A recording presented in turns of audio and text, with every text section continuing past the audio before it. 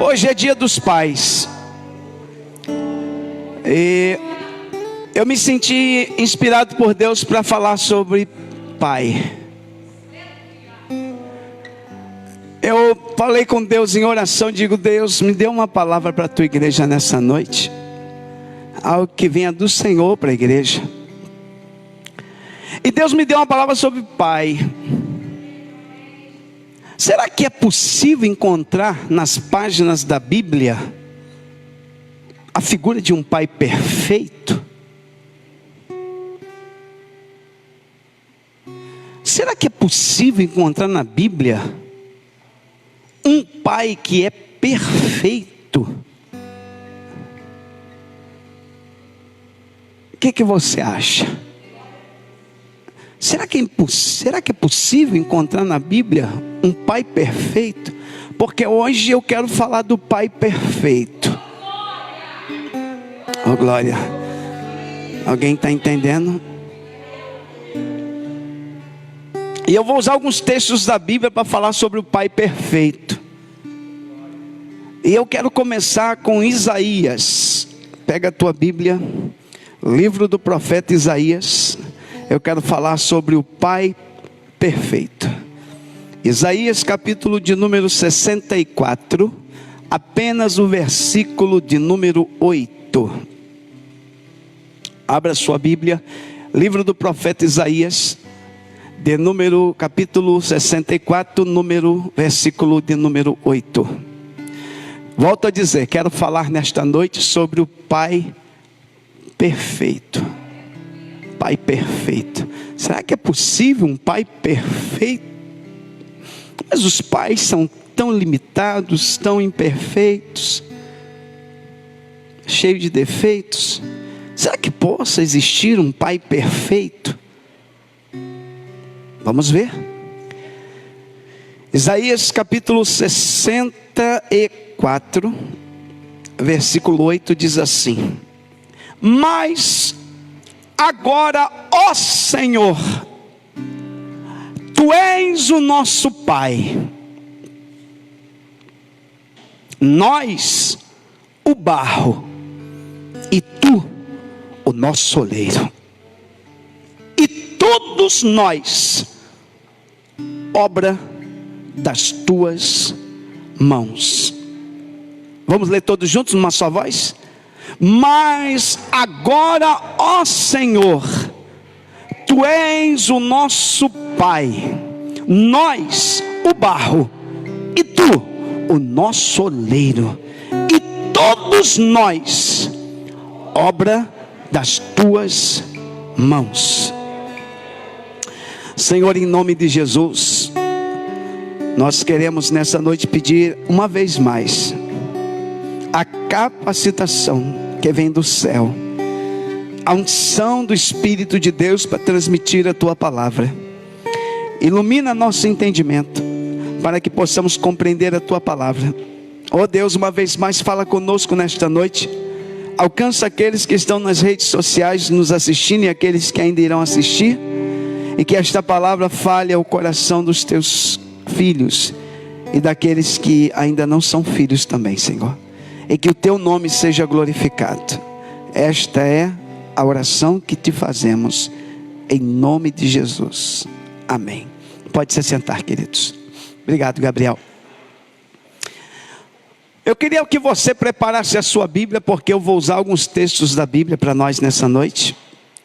Eu não vou hesitar em usá-los, porque Deus é que colocou no meu coração cada texto desse. Não sei se vai dar tempo de eu usar todos os textos, mas eu gostaria de pedir a sua atenção por alguns minutos que temos para transmitir a palavra. Quando nós lemos, preste bem atenção em cada detalhe do que eu vou falar aqui, que é muito importante para você compreender o que eu vou ministrar. Quando nós lemos esse texto do livro do profeta Isaías, no capítulo de número 64, o autor, certamente o profeta Isaías, ele está fazendo menção a Deus, chamando Deus de Pai. Mas agora, ó Senhor, Tu és o nosso Pai. Só que nós precisamos entender que no Antigo Testamento, Deus como Pai está vinculado sempre à figura de Abraão. Ou seja, quem são os filhos de Deus no Antigo Testamento? Os filhos de Deus no Antigo Testamento são aqueles que descenderam de Abraão. Os filhos de Abraão são chamados de filhos de Deus.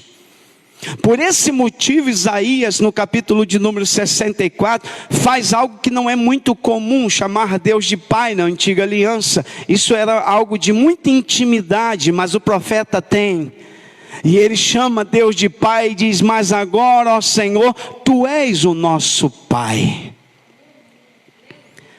Mas ele é um judeu e ele está se referindo a Deus como Pai. E nós estamos lendo um texto da antiga aliança, do Antigo Testamento. A grande pergunta é: pastor, Deus é Pai de todas as nações? Não. Na antiga aliança, quem eram os filhos de Deus? Os filhos de Deus eram os descendentes de Abraão, eram chamados de filhos de Deus. Eram os filhos de Abraão. Era comum entre os judeus lhes ver como filhos de Deus. E as outras nações pagãs não eram filhos de Deus. Então nós precisamos entender uma coisa aqui nesta noite. Você que me ouve, fique bem atento para entender o que eu quero dizer. Nem todos os seres humanos que habitam na Terra, e hoje nós temos mais de 7 bilhões de habitantes no planeta Terra. Nem todos os habitantes da terra são filhos de Deus. Essa história de que todo mundo é filho de Deus não é verdade e não está nas Escrituras. Mas quando nós vamos para o Novo Testamento, eu quero que você entenda isso. No Antigo Testamento, quem era considerado filho de Deus? Os da aliança de Abraão, os descendentes de Abraão eram chamados de filhos de Deus. Mas quando vem a nova aliança, Jesus, um judeu, vem pregando de que a mensagem de Deus é para todos, ou seja, para todas as nações. Então, a partir do Novo Testamento, Deus vai adotar novos filhos. Aleluia. Não apenas os judeus serão filhos de Deus, mas agora Deus quer expandir e quer adotar filhos para Ele. Então quem seriam agora na nova aliança, nesse tempo em que vivemos? Quem serão os filhos de Deus? Todos os seres humanos? Todo o planeta? Não, a Bíblia não diz isso. Mas existe um grupo seleto de pessoas que Deus os chama de filho, e que tem podíamos usar o privilégio de chamar Deus de Pai. Quem aqui tem um privilégio de chamar Deus de Pai? Me diga aí, glória a Deus. Pastor, todos podem chamar Deus de Pai? Poder até pode, mas Deus só vai ouvir como filho aqueles que... Espera aí, deixa eu explicar. Deixa eu ser bem claro. Qual é a condição para eu me tornar filho de Deus? Qual é a condição de eu deixar de ser apenas uma criatura e me tornar um filho de Deus? Vamos para a Bíblia? Evangelho segundo escreveu João. Gabriela, me ajude aí. Eu vou usar alguns textos da Bíblia e eu quero que você fique muito atento, porque Deus deseja falar com pessoas que estão nos ouvindo nessa noite. João capítulo de número 1, versículo de número 12, diz assim: mas a todos quantos o receberam, deu-lhes o poder de serem feitos, ou seja, não eram, mas se tornaram o que? Filho de Deus. Quem se tornou filho de Deus? Aqueles que, volte lá, aqueles que, versículo 12, aqueles que receberam receberam quem? Jesus Cristo. Mas a todos quantos o receberam, todos que receberam a Jesus, Deus deu-lhes o poder, ou o próprio Jesus deu-lhes o poder de serem feitos o quê? Filhos de Deus, aos que creem no seu nome. Gabriel, qual é a condição para alguém se tornar filho de Deus? Eliseu, qual é a condição para alguém deixar de ser uma mera criatura e passar a ter Deus como Pai? Precisa receber Jesus como seu Senhor e seu Salvador pessoal. A partir do momento que você recebe Jesus, você passa a ser filho de Deus. Meu Deus, isso é forte demais. Então quer dizer, pastor, que o senhor está dizendo que eu não era filho de Deus? Eu não era. Eu vivi 24 anos da minha vida sem ser filho de Deus. Mas aos 24 anos, já numa idade bem avançada, com os meus 24 anos de idade, eu me rendi a Jesus Cristo, reconheci Jesus como meu Senhor, e naquele momento, Luciano, que era apenas uma criatura, se tornou filho de Deus.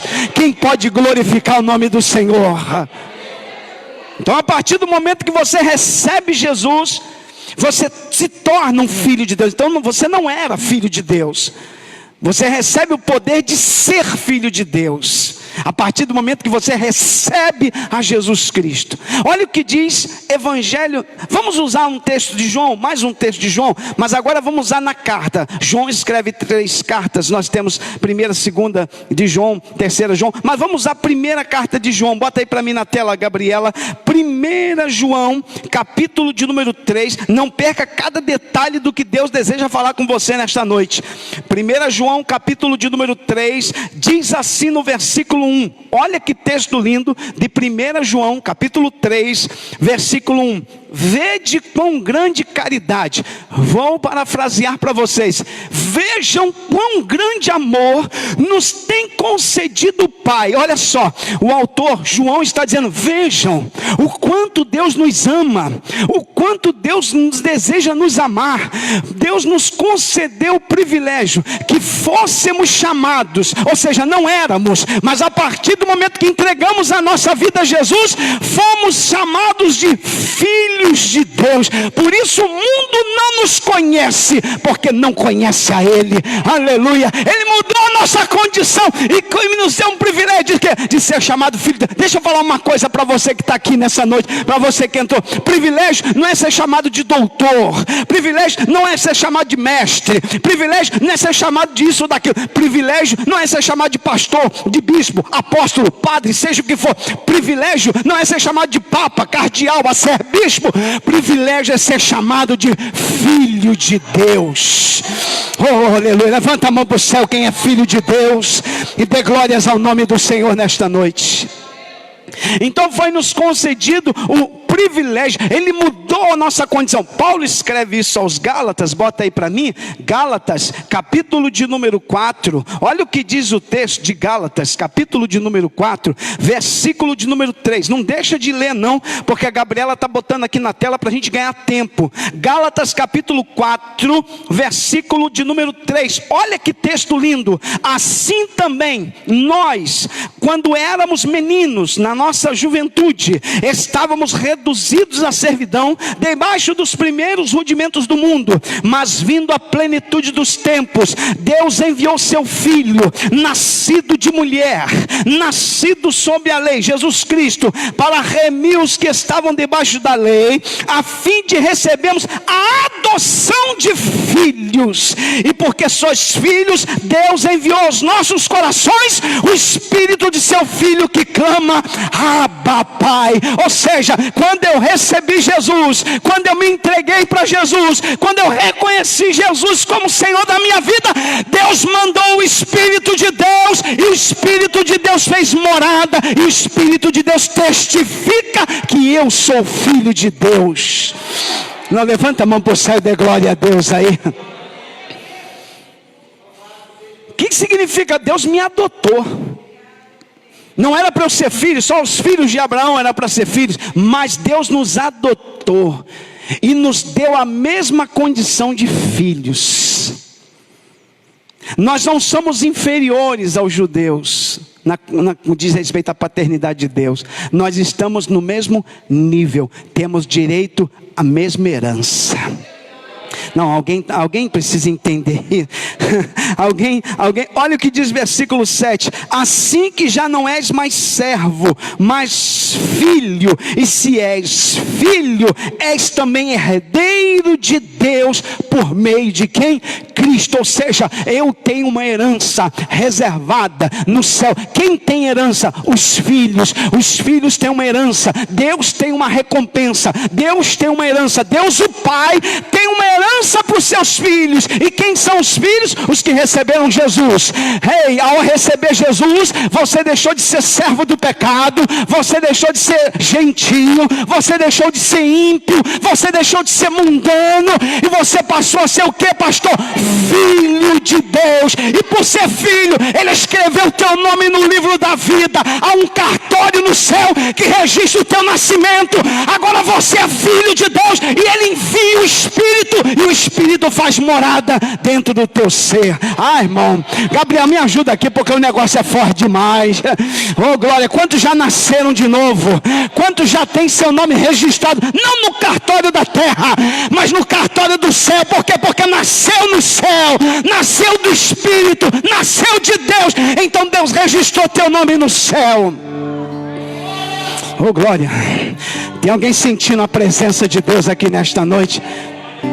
É por isso que certa feita os discípulos jubilavam de alegria, porque expulsavam demônios, porque viam as manifestações de cura, e eles estavam saltitando de alegria, saltitando por ver os milagres, por ver as maravilhas, porque Deus, Jesus tinha lhes dado poder, e eles voltam depois de uma missão, e eles estão regozijando de alegria, pulando de alegria, saltando de alegria. Por quê? Porque os demônios saíam em nome de Jesus, porque pessoas eram curadas em nome de Jesus, porque os cegos viam em nome de Jesus, porque os surdos ouviam em nome de Jesus, porque os paralíticos andavam em nome de Jesus, e eles estão regozijando de alegria. E ao chegar perto de Jesus, Jesus parece que diz para eles assim, algo ainda mais profundo. Em outras palavras, filhos, o mais profundo não é o cego ver, não é o surdo ouvir, não é o paralítico andar, nem o demônio sair. Deixa eu falar, alegre-se não por essas coisas, mas alegrai-vos pelo fato do vosso nome está escrito no livro da vida. Oh, aleluia. Oh, aleluia. Tem alguém me entendendo, dizendo glória a Deus aqui nesta noite? O Espírito de Deus é nos dado e autentica que somos filhos. É Ele que dá-nos esta convicção de que eu sou filho de Deus, e ninguém vai tirar isso da minha cabeça. É o Espírito de Deus que produz essa convicção de que eu sou filho de Deus. Pode ter aí os filhos das trevas, os filhos do pecado, os filhos da perdição, os filhos do diabo, mas eu sou filho de Deus. Oh, quem é filho de Deus, aponte a mão para alguém e diga: você é filho de Deus. Você é filho de Deus. Se valorize como filho de Deus. Se valorize como filha de Deus. Ah, não, Deus está falando com alguém aqui nesta noite. Deus está falando com alguém lá no Facebook nesta noite.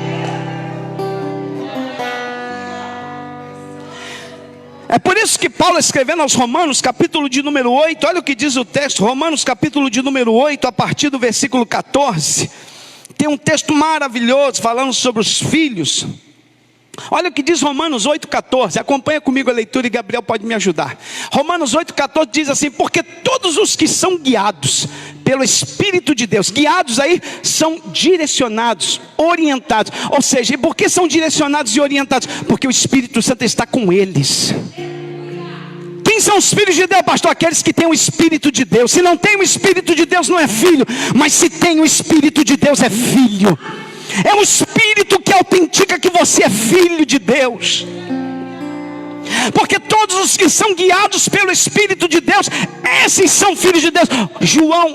Paulo escrevendo aos Romanos, ele está deixando bem claro que nem todos são filhos de Deus, mas os que são guiados, os que têm o Espírito Santo, os que são habitação do Espírito de Deus, os que têm no coração a morada do Espírito de Deus, esses são filhos de Deus.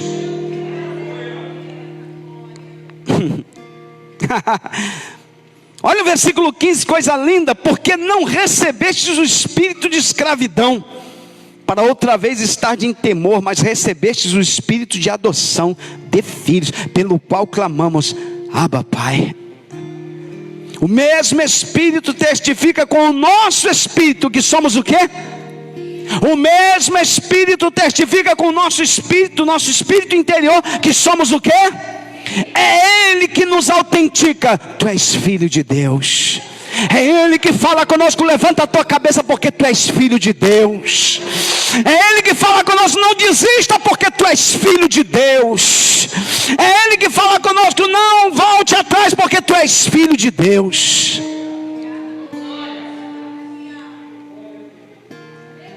Versículo 17 diz, e se nós somos filhos, somos logo herdeiros, também herdeiros de Deus e co-herdeiros de Cristo, se é certo que com Ele padecemos, para que também com Ele sejamos glorificados.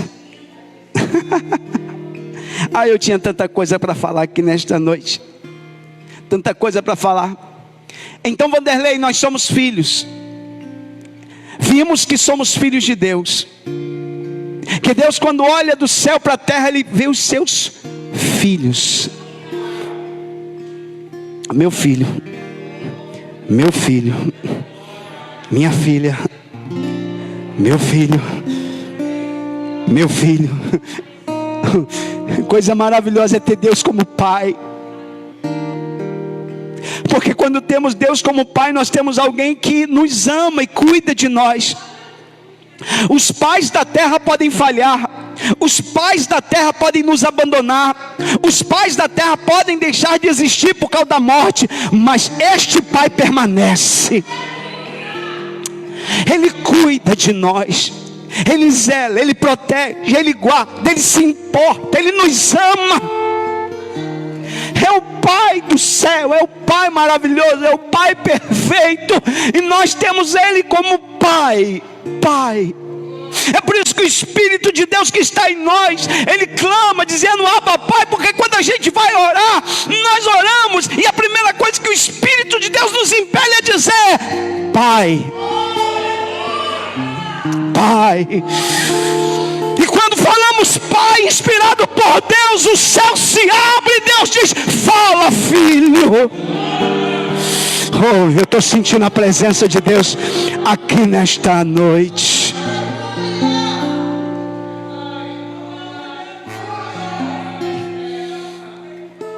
Esse Pai cuida de nós. É por isso que Mateus, nós temos que entender cada detalhe. Mateus capítulo 6. Às vezes nós passamos por lutas, por provas, por aflições, e nos sentimos sozinhos, abandonados. Mas olha o que diz Mateus capítulo 6, versículo 6. Diz assim, Mateus 6:6. Mas tu, quando orares, entra no teu aposento, e fechando a tua porta, ora teu Pai. Ora teu Pai. Fala com teu Pai. Meu pai já faleceu. Não é este Pai, é o Pai melhor, é o Pai maior, é o Pai que nunca abandona, é o Pai que não nos despreza, é o Pai que não esquece de nós. Entra no teu aposento, entra no teu aposento, entra, fecha a porta, ora teu Pai que vê o que está oculto, e teu Pai que vê o que está oculto te recompensará. Fala com o Pai, fala com seu Pai, diga, Pai, eu estou precisando tanto da tua ajuda, Pai, eu estou precisando tanto da tua orientação, Pai. Pai, eu estou precisando do teu milagre, Pai, eu estou precisando do teu abraço, eu estou precisando da tua força, Pai, eu estou precisando da tua alegria, Pai, não me deixa, Pai, e Ele não vai te deixar. Oh glória, quem está me entendendo, diga glória a Deus aí. É o Pai que não despreza os seus filhos, é o Pai do céu, é o Pai maravilhoso, é um Pai que nos honra, é um Pai que nos abençoa, é o Pai que cuida de nós, Pai que cuida. Olha o que diz Mateus capítulo 6, versículo de número 25, Ele cuida de nós. Olha o que diz Mateus capítulo 6, versículo 25, mas tu por isso vos digo, não andeis cuidadosos quanto à vossa vida, pelo que haver de comer, pelo que haver de vestir, de beber, nem quanto ao vosso corpo, pelo que haver de vestir. Não é a vida mais do que o mantimento, e o corpo mais do que a vestimenta? Parece que Jesus está falando sobre ansiedade e preocupação. E ele diz: olhai para as aves do céu, que não semeiam, não cegam, não ajuntem celeiros, e vosso Pai celestial as alimenta. Não tendes vós muito mais valor do que elas? Jesus está falando para o seu público e falando conosco aqui nessa noite. Por que estás preocupado pelo que haver de comer, pelo que haver de vestir? Por que está permitindo que as ansiedades da vida tomem conta do teu coração? Você tem um Pai que cuida de você. Oh, aleluia. Alguém está entendendo o que eu estou dizendo aqui? E qual de vós, versículo 27, poderá com todos os seus cuidados acrescentar um côvado à sua estatura? E quanto ao vestuário, por que andais solícitos? Olhai para os lírios do campo, como eles crescem, nem trabalham nem fiam, e eu vos digo que nem mesmo Salomão em toda a sua glória se vestiu como qualquer deles. Pois se Deus veste assim a erva do campo que hoje existe, e amanhã lançada no forno, não vos vestirá muito mais a vós, homens de pequena fé? Não andeis, pois, inquietos, dizendo: que comeremos, ou com que beberemos, ou com que nos vestiremos? Porque todas essas coisas, os gentios, as pessoas do mundo se preocupam. Eles procuram. De certo, vosso Pai Celestial bem sabe que necessitais de todas essas coisas. O que Jesus está ensinando? Que o Pai cuida, que o Pai Celestial tem zelo de nós, que o Pai Celestial, Ele nos ampara, Ele nos auxilia, Ele nos socorre. Ei, coisa boa é ser filho de Deus, coisa maravilhosa é ser filho de Deus. Se tem uma coisa que eu me arrependo, é não ter me entregue para Jesus há mais tempo, de não ter me tornado filho de Deus há mais tempo. Mas graças eu dou que deu tempo de eu levantar a minha mão, reconhecer Jesus e me tornar filho de Deus. Não me arrependo. Tem alguém aqui que se arrepende de ser filho de Deus? Ninguém se arrepende de ser filho de Deus, porque a melhor coisa neste mundo é ser filho de Deus.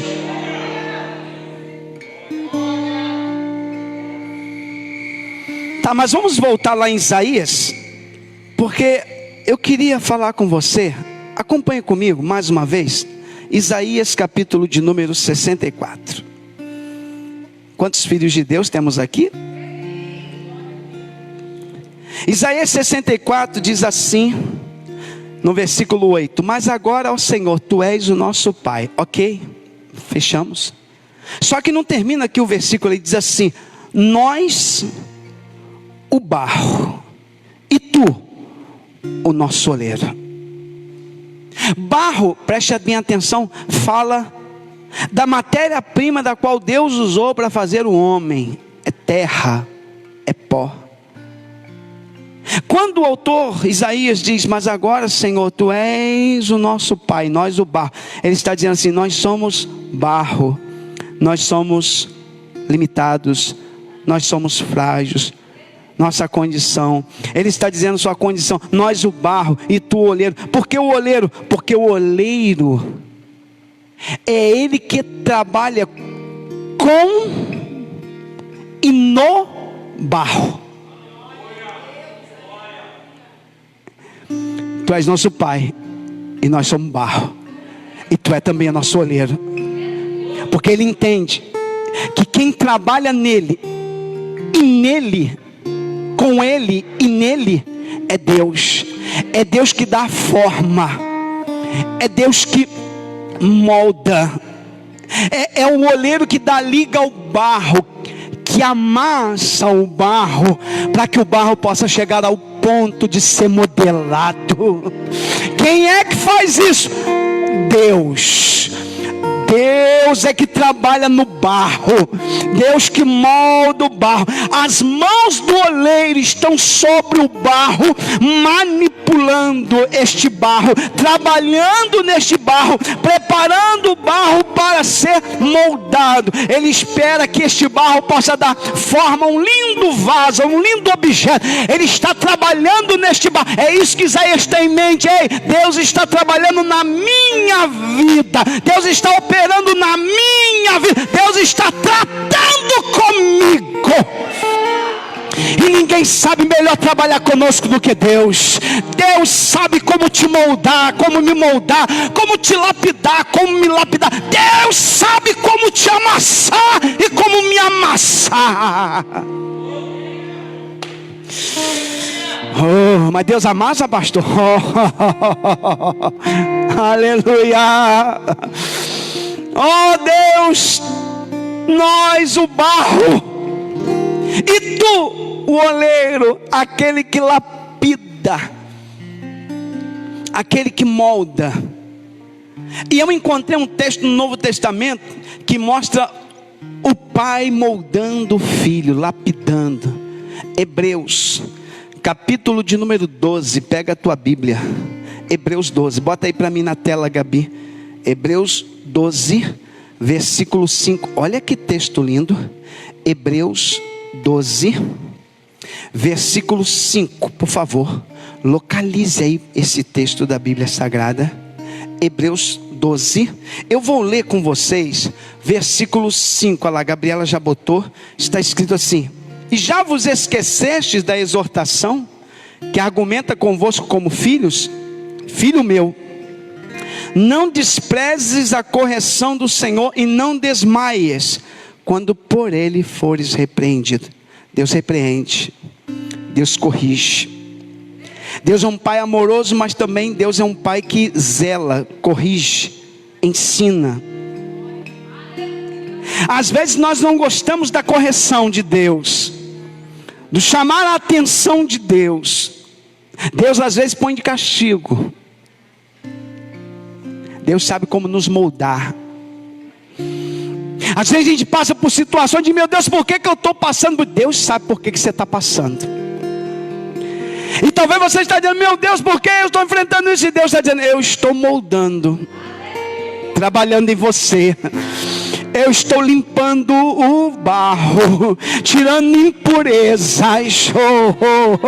Oh, glória. Sabe por quê? Porque se não limpasse o barro, na hora de modelar o vaso, qualquer fragmento de pedra, por mais miudinha que seja, estragaria todo o trabalho. Aí então o oleiro vai purificar, vai limpar aquele barro, vai tirar toda a sujeira daquele barro, para que aquele barro fique propício para aquilo que o oleiro quer fazer.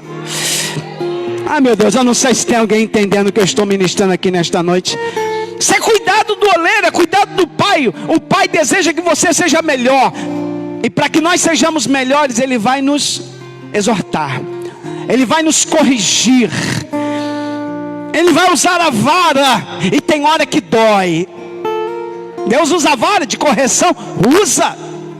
E não despreza a correção do Senhor, nem desmais quando por ele for repreendido. Não desanima não. Tem hora que Deus corrige a gente, Deus chama a atenção da gente, e a gente fica como, pastor? Como? A gente aceita a correção. Se você é filho, você aceita. Se você não é filho, você não aceita. Mas o filho aceita a correção porque reconhece que precisa melhorar como filho.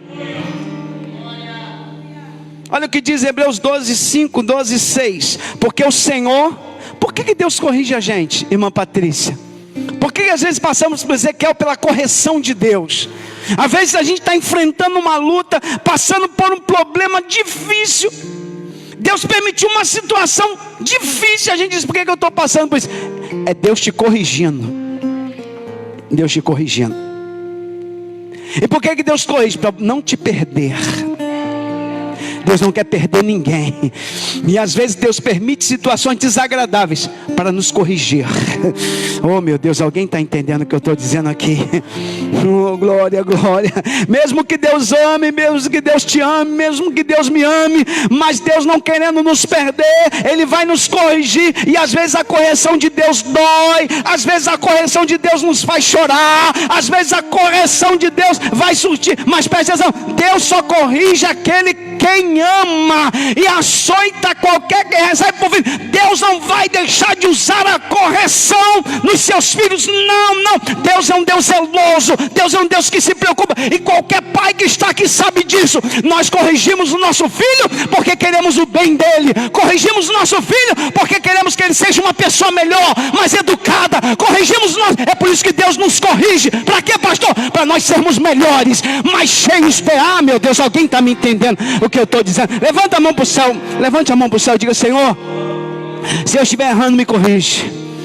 Não, quem tem coragem de falar isso? Senhor, se eu estiver errando, me corrige, porque a tua palavra diz que o Senhor corrige a quem ama. E se eu preciso ser corrigido, eu quero ser corrigido pelo Senhor. O Senhor corrige a quem ama e açoita a qualquer que recebe por filho. Olha o que diz o texto, acompanhe comigo, Hebreus. Eu ainda estou em Hebreus, capítulo de número 12, versículo de número 7. Se suportais a correção, Deus vos trata como filhos.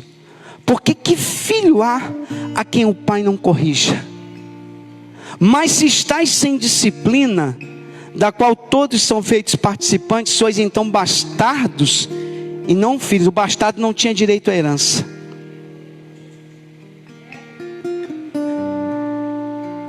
Pergunte para alguém que está próximo a você, mesmo com a máscara, diz assim: se é bastardo ou se é filho?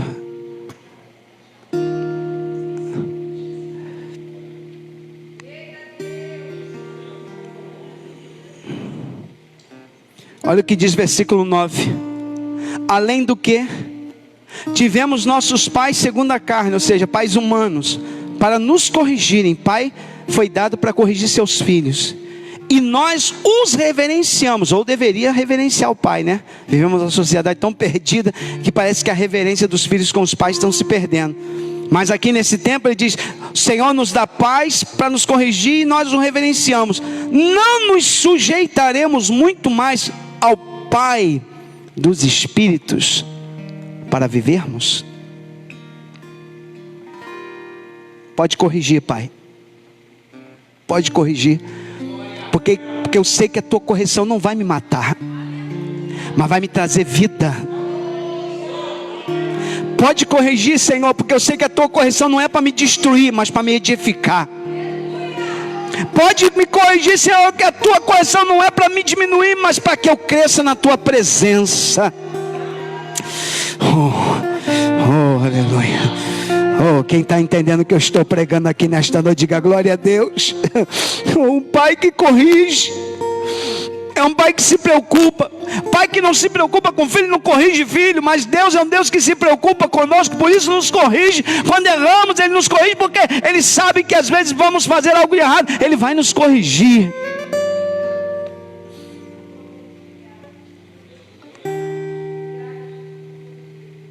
Porque versículo 10: porque aqueles na verdade por um pouco de tempo nos corrigiam como bem lhes parecia, mas este para nosso proveito, para sermos participantes da sua santidade. Tem um objetivo, Fernanda. Deus nos corrige para nos tornar mais santos. Elielza, Deus nos corrige para nos tornar mais crentes.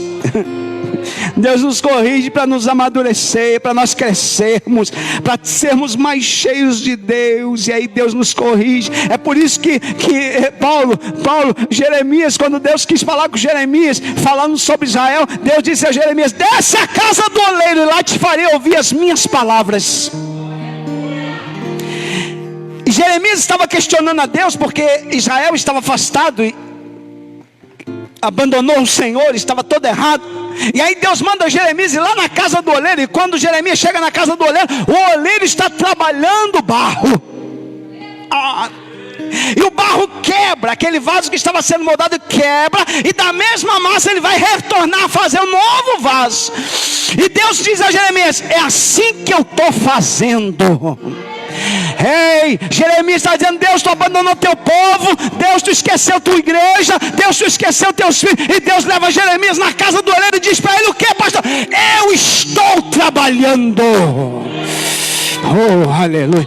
Você pode não estar vendo Jeremias, mas eu te trago nesta casa do oleiro para te dizer: eu estou trabalhando. Aonde? No barro. No barro. Oh glória, oh glória, oh glória. Alguém está me entendendo que eu estou pregando aqui nesta noite? Então, era isso que Deus estava falando em Jeremias. Deus trabalha na vida dos seus filhos. Deus zela pela vida dos seus filhos. E muitos filhos, mesmo com todo esse cuidado do pai, se afastam da casa do pai. Muitos filhos, com todo esse cuidado e zelo do pai, deixam a casa do pai, se afastam da casa do pai, largam a presença do pai e decidem seguir sua vida sozinho, sem o pai. Onde está isso, pastor? Lucas capítulo de número 15. O filho pródigo tinha tudo na casa do pai. Tinha presença, tinha herança, tinha tudo. Mas um dia esse moço, esse filho, esse jovem disse assim: eu quero curtir a vida. Pai, me dá a parte da herança que me compete. Mas o pai nem havia morrido, ele já quer herança. Ou seja, ele está dizendo: pai, para mim o senhor morreu, deixa eu ir embora. Divide a parte da herança para mim, me dá, porque eu quero curtir minha vida.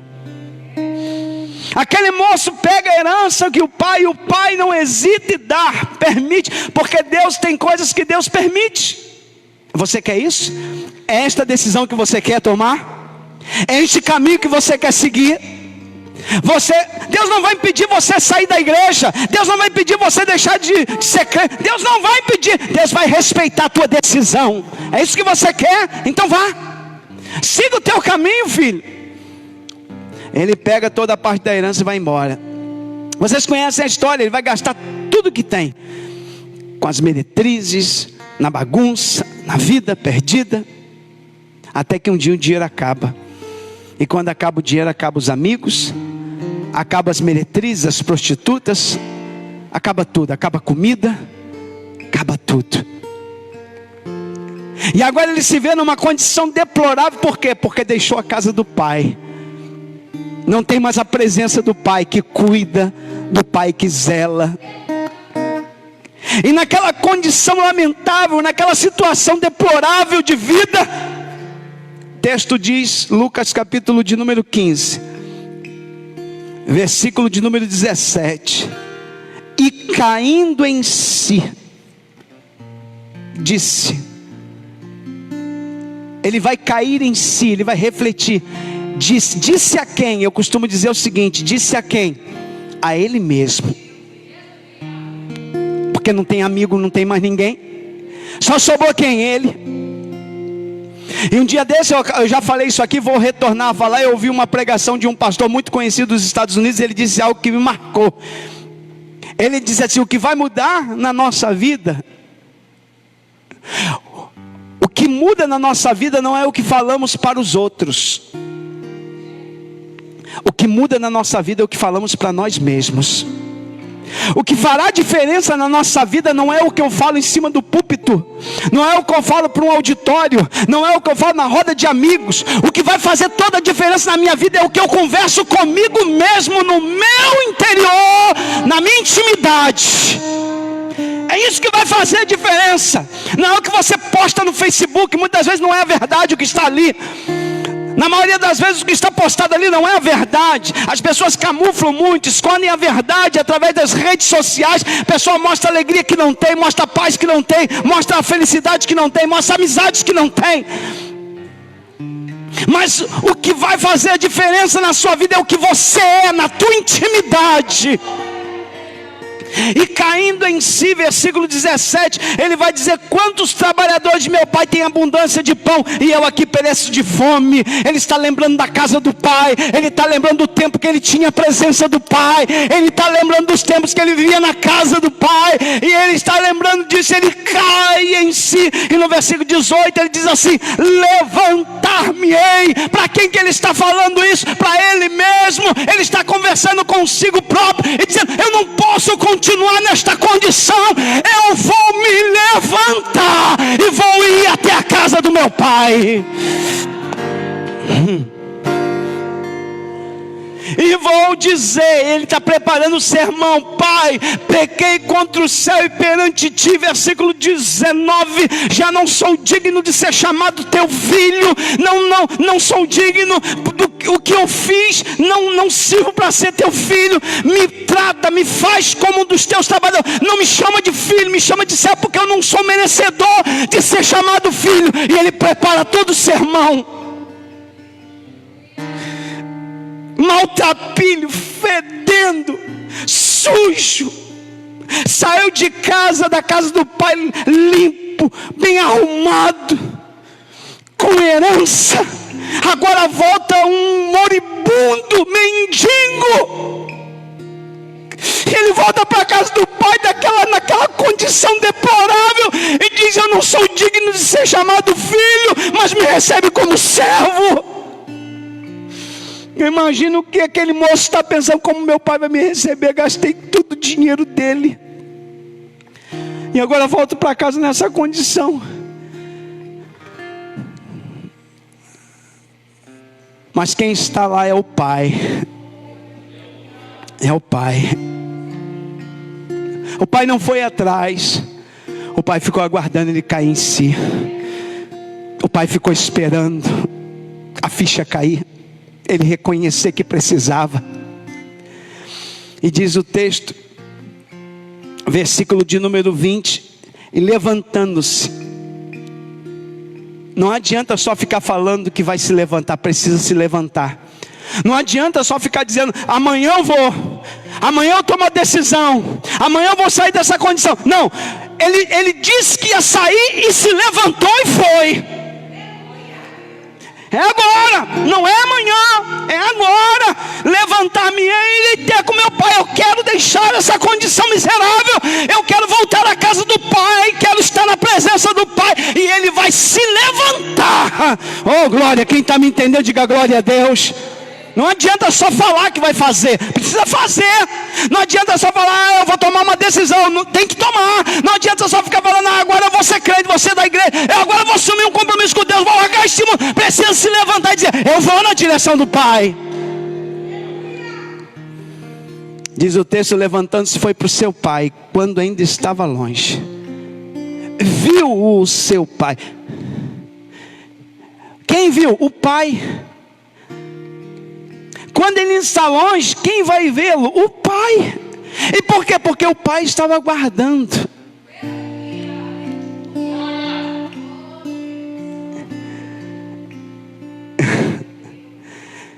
Moveu-se de íntima compaixão, lançou-se ao pescoço e o beijou. Eu imagino a cena. O pai não teve receio de abraçar aquele jovem moribundo, sujo, fedorento, porque ele estava trabalhando com porcos. Tu imagina como é que aquele homem fedia. E ele vem, e quando o pai vê, o pai abraça.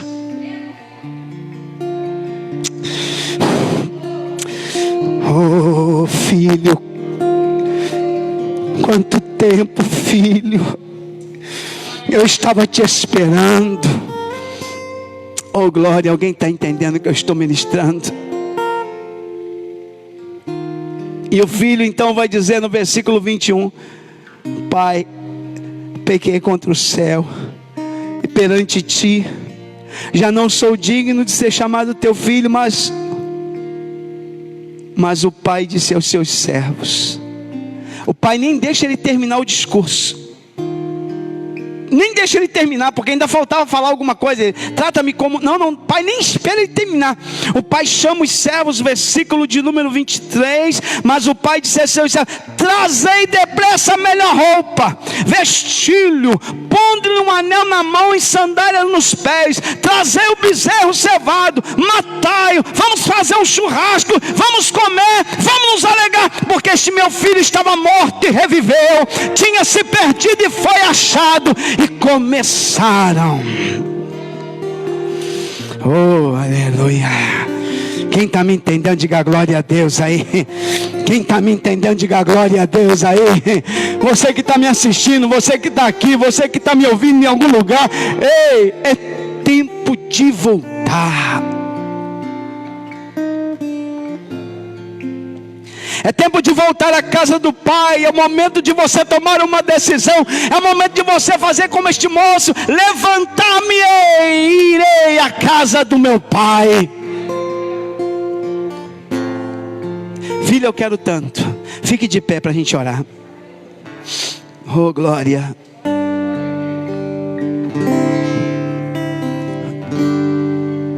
Porque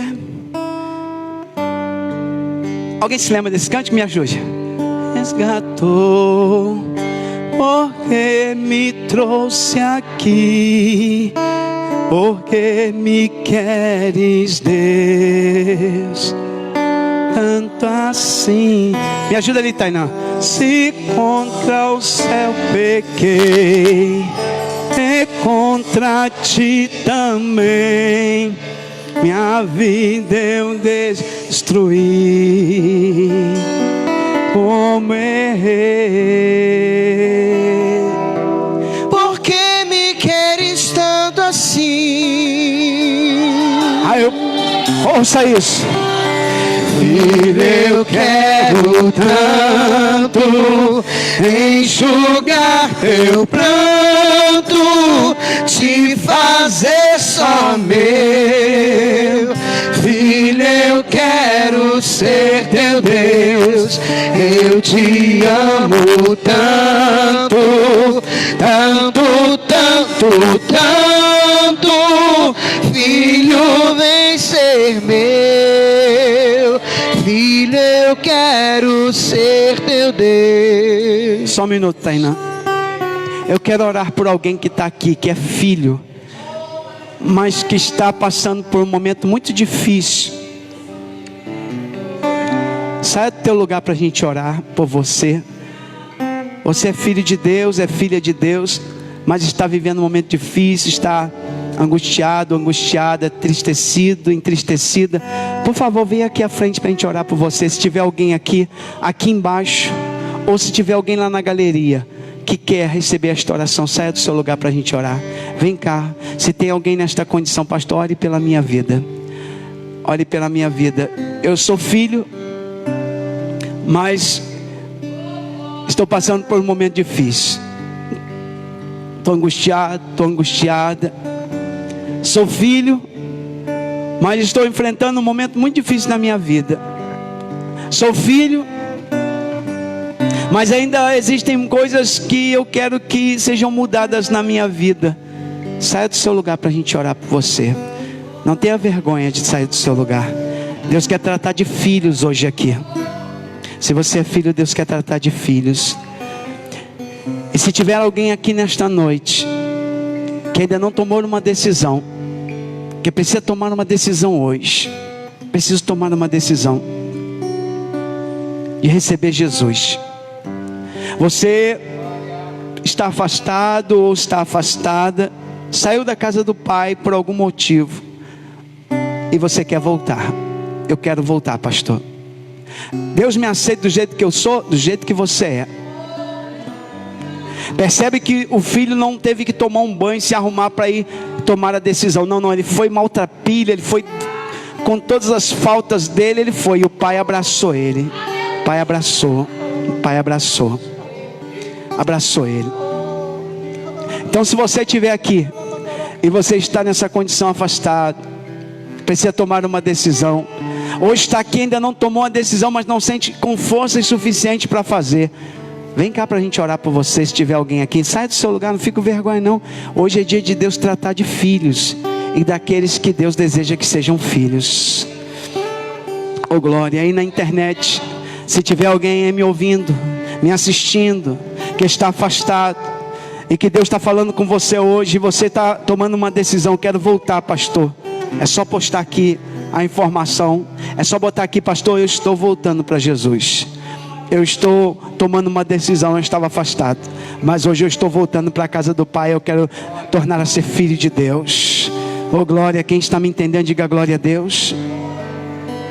Filho, eu quero tanto enxugar teu pranto, te fazer só meu.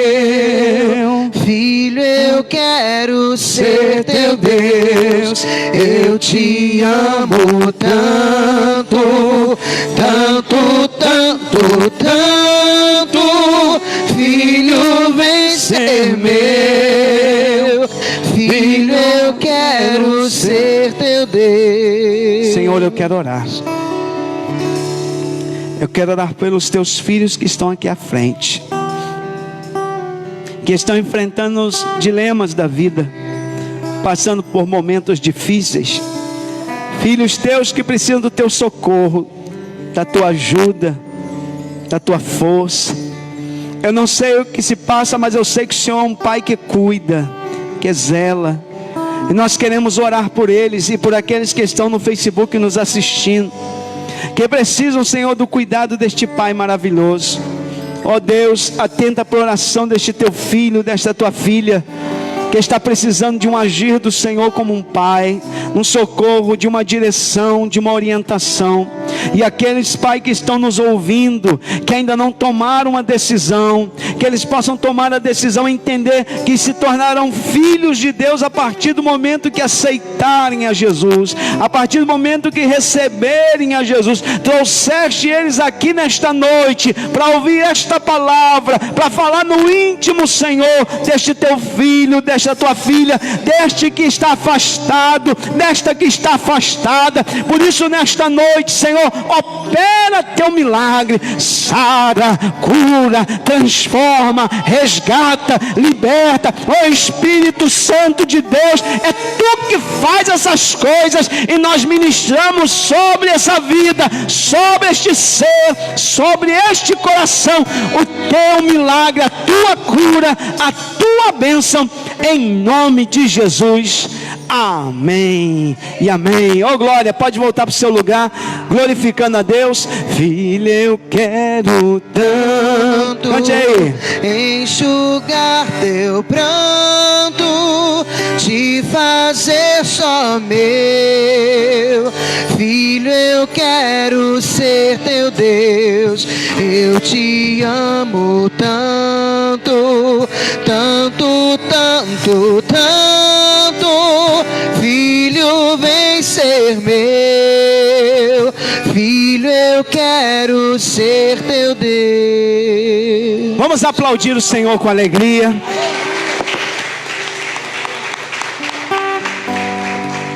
Bruno vai estar orando também, agradecendo a Deus e também agradecendo a Deus pela vida de cada papai, abençoando cada papai em oração, agora em nome de Jesus.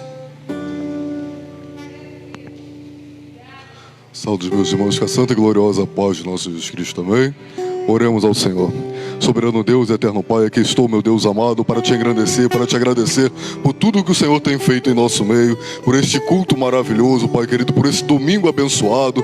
Que o Senhor venha, meu Pai querido, nos dar um início de semana abençoada, Pai querido, Pai amado, que nós venhamos estar segundo o teu querer e a tua vontade.